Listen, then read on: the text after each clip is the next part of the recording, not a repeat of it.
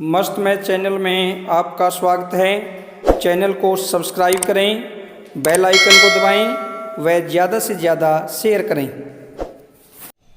नमस्कार बच्चों, कैसे हो? आज हमें छठी कक्षा का थर्ड चैप्टर संख्याओं के साथ खेलना, इस पर चर्चा करेंगे।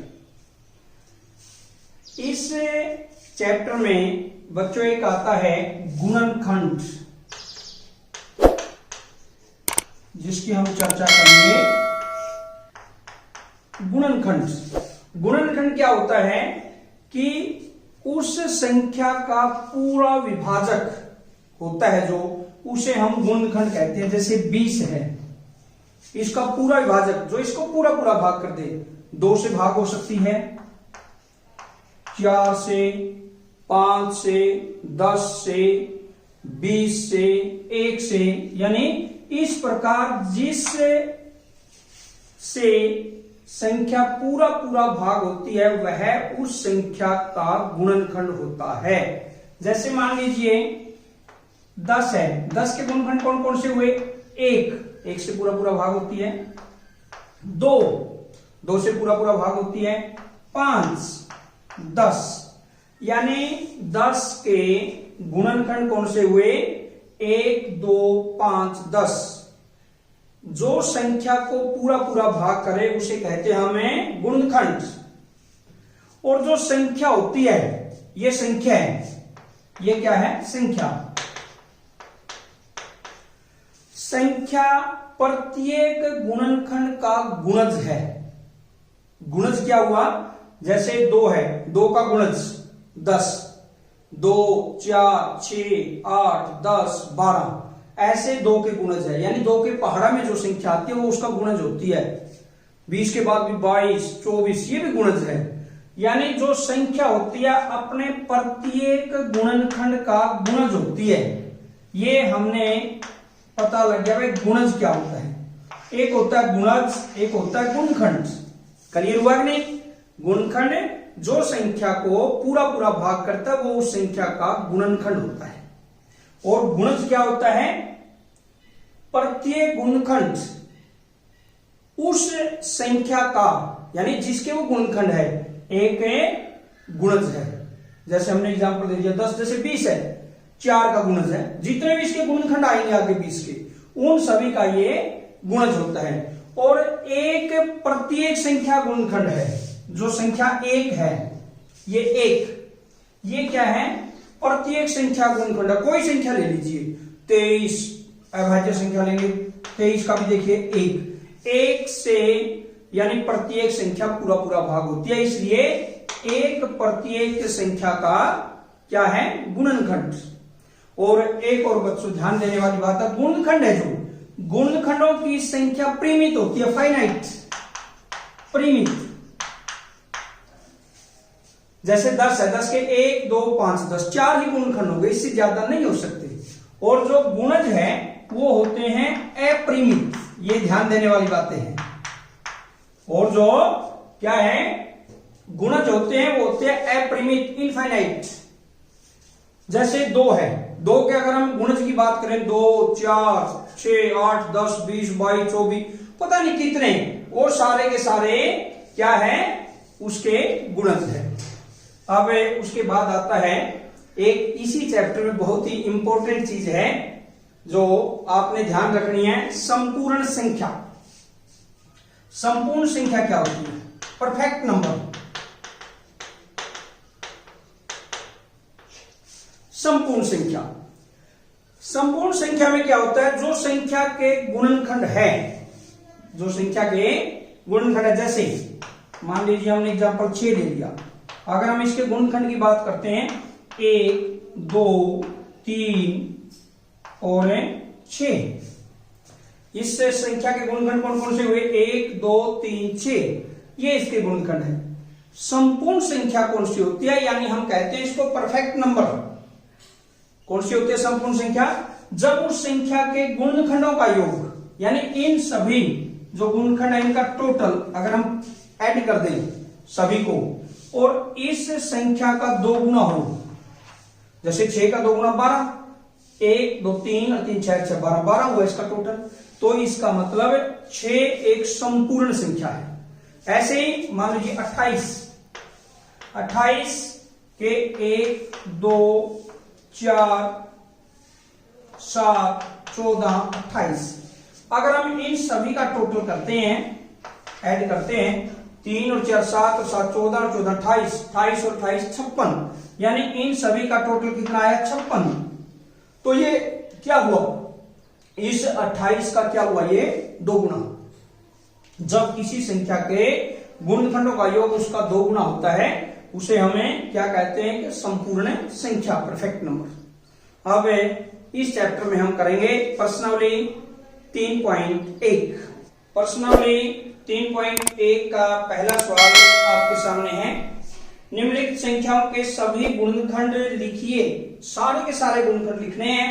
नंबर 1 फर्स्ट पार्ट, सभी गुणनखंड यानी 24 के सभी गुणनखंड ज्ञात करने हैं। तो हम क्या करें, 24 बराबर, हमने पहले भी चर्चा की है बच्चों कि एक सभी संख्याओं का गुणनखंड होता है। जैसे 1 गुना में 24, 1 से पूरा पूरा भाग हुआ 24 आया।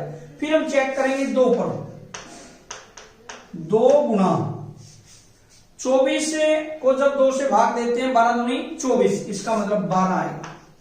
फिर 3 पर चेक करते हैं, 3 गुना 24 को जब 3 से भाग देते हैं 3 अठे 24, 8 पर 3 अठा 24, फिर 24 4 पर चलेगा, 4 छिका 24, 4 से पूरा पूरा भाग, 5 से नहीं होता, 6 से होता है। जब 6 आ गया और 6 यहां पर, जब इसकी रिपीटेशन आ जाती है, जैसे यहां पर 4 के बाद 6 आएगा, 6 यहां पर है, फिर आगे करने की जरूरत नहीं, क्योंकि 6 के बाद 8 पर आएगा, 8 के बाद 12 पर और फिर 24 पर। अब हम लिख देंगे, इसलिए 24 के सभी गुणनखंड, 24 के सभी गुणनखंड बराबर क्या क्या हुए, 1 2 3 4 6 8 12 24, ये सारे के सारे इसके गुणनखंड हुए। 1 2 3 4 6 8 12 24। प्रश्न नंबर 1 का सेकंड पार्ट, दूसरे पार्ट में क्या ज्ञात करना हमने, 15 के सभी गुणनखंड। बच्चों अगर एक पार्ट समझ में आ गया तो ये मानकर चलें कि ये पूरे के पूरे इसमें जितने भी पार्ट है सारे के सारे समझ में आता है। सबसे पहले 1 से शुरुआत करनी, क्योंकि 1 सभी संख्याओं का गुणनखंड है। 1 गुना 15, फिर 2 पर 15 भाग होता है, नहीं होता। 3 पर होता है, 3 पंजे 15, तो हम क्या करें, 3 गुना 5, फिर 4 पर होता है, नहीं होता। 5 पर होता है, 5 यहां पर आएगा। आगे अब करने की जरूरत नहीं है, इसलिए 15 के गुणनखंड हम लिखेंगे। इसलिए 15 के गुणनखंड क्या क्या हो जाएंगे, 1 3 5 15, याद है 1 3 5 15। अब इसी का थर्ड पार्ट यानी कि सी भाग, पहले सवाल का ही, इसमें क्या है 21, ऐसे ही हम 21 के करेंगे। 21 बराबर 1 पर चलेगा, फिर 2 पर नहीं चलता, 21 भाग नहीं होता, 3 पर होता है, 3 गुना 7, 4 पर नहीं चलता, 5 पर नहीं चलता, 6 पर नहीं चलता, 7 पर चलता है, 7 1 7 आया हुआ है। अब आगे करने की कोई जरूरत नहीं, इसलिए 21 के गुणनखंड बराबर क्या क्या हुआ, 1 3 7 21, ये थे 21 के गुणनखंड। पहले का डी में क्या है 27, हमने 27 के गुणनखंड निकालने हैं। बिल्कुल वही तरीका, 1 गुना 27, क्योंकि 1 से तो सारी की सारी संख्याएं पूरा पूरा भाग होती है। फिर 2 पर चलेगा, नहीं चलेगा। 3 पर 3 गुना 9, 4 पर नहीं चलता, 5 पर नहीं चलता, 6 7 8 9 पर चलेगा, 9 यहां आया हुआ है। अब आगे करने की जरूरत ही नहीं है, तो हम लिखेंगे इसलिए 27 के गुणनखंड बराबर 1 3 9 27, 1 3 9 27। इसी का ई पार्ट, डी के बाद ई 12। 12 के भी बिल्कुल इसी प्रकार से हमें करेंगे। 1 गुना 12, 2 पर चलता है, 2 गुना 6, 2 6 12, 3 पर चलता है, 3 चौके 12, फिर 4 पर चलता है लेकिन 4 आया हुआ है, अब आगे करने की जरूरत नहीं है, इसलिए 12 के गुणनखंड बराबर क्या क्या हुए? 1 2 3 4 6 12, 1 2 3 4 6 12, ये थे 12 के गुणनखंड। प्रश्न नंबर 1 का पार्ट एफ भाग यानी 20 के गुणनखंड बिल्कुल इसी प्रकार 20, 1 गुना 20, 1 पर तो चलता ही है, 2 पर होता है भाग, 2 गुना 10। एक और ध्यान रखना बच्चों, जो लेफ्ट साइड है यानी बाएं पक्ष और दाएं पक्ष बराबर होना चाहिए। जैसे 2 गुना 10, 2 की और 10 की गुना करेंगे 20 आएगा, और उरली साइड भी 20 है, यानी लेफ्ट साइड और राइट साइड हमेशा 20 आनी चाहिए। ऐसे ही 3 पर चलेगा, नहीं चलता, 4 पर, 4 गुना 5, फिर 4 के बाद 5 पर चलेगा, 5 यहां आया हुआ है, तो इसलिए 20 के गुणनखंड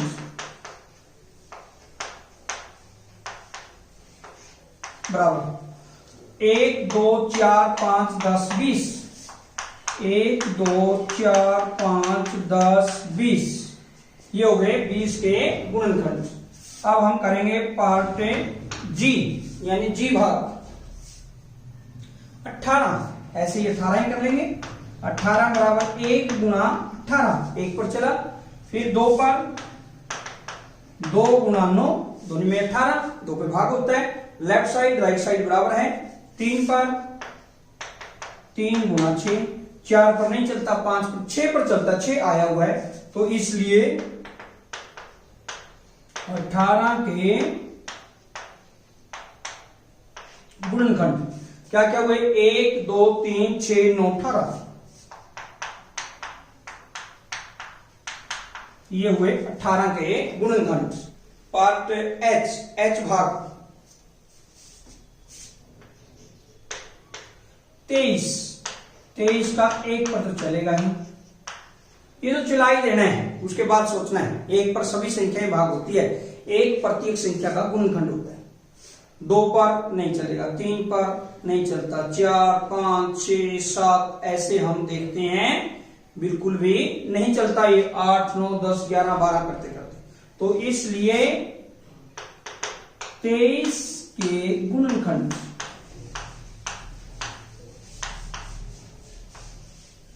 बराबर, वैसे ही बच्चों 23 अभाज्य संख्या है, जो भी अभाज्य संख्या होती है उसके 2 ही गुणनखंड होते हैं। क्या क्या आया? 1 और 23, याद रखें। आई पार्ट और पहले सवाल का अंतिम भाग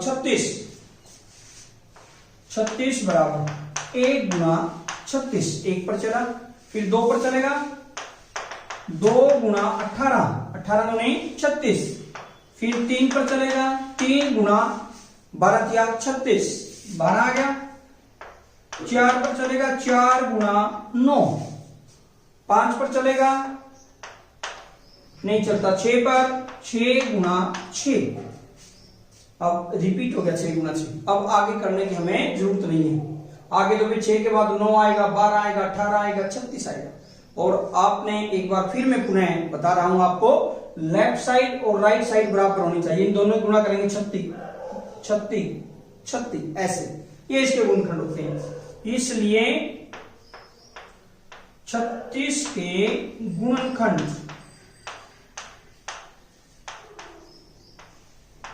क्या हुए?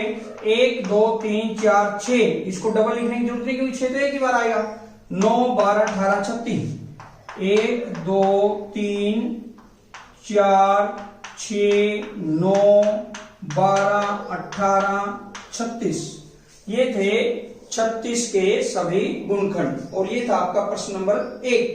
प्रश्न नंबर 2, इसमें पहले 5 गुणज लिखने हैं संख्याओं के, 2 का ए भाग करते हैं 5 के गुणज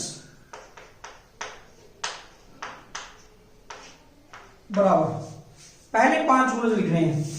5 गुणा 1 5, 5 दूनी 10, 15, 20, 25। ये 5 के प्रथम 5 गुणज, 5, 10, 15, 20, 25। पार्ट बी में क्या है, 8 के 5 गुणज, 8 के गुणज, प्रथम 5 गुणज, पहला गुणज 8 गुणा 1 8, दूसरा 8 गुणा 2 16, 8 गुणा 3 24, 8 गुणा 4 32, 8 गुणा 5 40। 8 के प्रथम में 5 गुणज का मतलब बच्चों 8 का पहाड़ा 5 तक, 8 एकम 8, 8 दूनी 16, 8 तिया 24, 8 चौका 32, 8 पंजा 40। उसके बाद आता है सी पार्ट, सी भाग। सी भाग में क्या है, 9। ऐसे ही बिल्कुल सेम 9 के गुणज बराबर क्या आएगा, 9 9 गुना 1, 9 दूनी 18, 9 तिया 27, 9 चौका 36, 9 पंजे 45। याद रहेगा, 9 9 दूनी 18, 27, 36, 45। ये थे 9 के गुणज। और ये था आपका प्रश्न नंबर 2। प्रश्न नंबर 3 आपके सामने है, स्तंभ 1 की संख्याओं का स्तंभ 2 के साथ मिलान कीजिए। यानी हमने क्या करना है, मिलान करना है। जैसे पहला है 35। अब स्तंभ 2 के अंदर देखते हैं, 8 का गुणज नहीं हो सकता, 7 का गुणज है 35। देखो 7 पंजे 35, इसका मतलब 7 का गुणज है, तो हम इसको पहले को b के साथ मिला देंगे। जैसे 35 7 का एक गुणज है। ऐसे ही 15 में क्या होगा, 70 का गुणज। 15 कैसे होगा, 70 तो बड़ी संख्या है, 30 का गुणनखंड ये हो सकता है, यानी डी के साथ मिलाएंगे। जो 15 है 30 का एक गुणनखंड है, यानी 30 को पूरा पूरा भाग करता है। ऐसे ही थर्ड पार्ट है इसका 16 क्या है, 8 का एक गुणज है, यानी हम करेंगे ए पार्ट से, क्योंकि 8 दूनी 16। ऐसे ही 20 8 का गुणज नहीं हो सकता, 7 का गुणज नहीं है, 70 का गुणज नहीं है, 30 का एक गुणनखंड नहीं है 20, 50 का गुणनखंड नहीं है, तो 20 का गुणनखंड। तो इसका मतलब क्या हुआ, एफ। चौथे को हम एफ से मिलाएंगे कि ये क्या है, 20 का एक गुणनखंड है। 25 में क्या है, 8 का गुणज नहीं है, 7 का पढ़े में नहीं आता, 7 का गुणज नहीं है, 70 का गुणज नहीं हो सकता, 30 का गुणनखंड नहीं है, 30 को पूरा पूरा भाग नहीं करता, 50 का गुणनखंड है, 50 को पूरा पूरा भाग करता है, इसलिए इसको किसके साथ मिला देंगे, ई के साथ। ये था आपका प्रश्न नंबर 3। आज की इस वीडियो में बच्चों इतना ही, और कल मिलते हैं नेक्स्ट वीडियो के साथ एक्सरसाइज 3.2 लेकर। तब तक के लिए जय हिंद, जय भारत।